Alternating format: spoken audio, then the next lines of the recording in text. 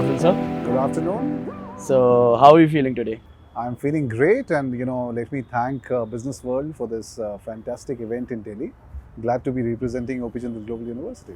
How has the definition of a global MBA changed over the past decade?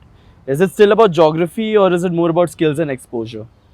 I think it's a bit about both. I think people with the supply chains traversing across different geographies, especially the management grads, need to be comfortable dealing with different nationalities, but they also need to be able to understand the business model.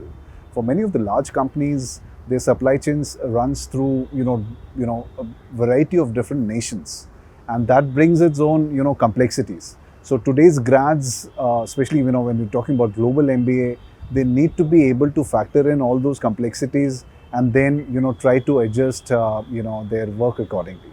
Yeah, so any sort of way we can have a collaboration in between foreign business schools and Indian business schools, Oh, absolutely. I mean, as an alum of Opijandal Global University, we place a lot of emphasis on these foreign collaborations, and we regularly take our students to many of the top institutions around the world in US, in Europe, in Australia, Harvard, Oxford. I personally take some of our students to UPenn, which is an Ivy League university, and the whole idea is, of course, you get quality education in all of these top institutions, but more importantly, you get to learn about their culture.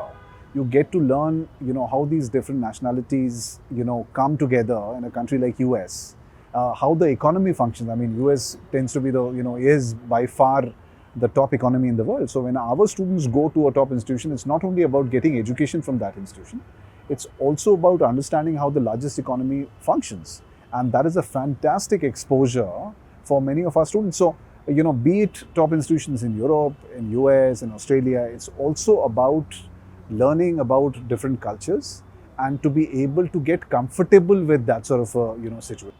And how does it affect you to become a better MBA?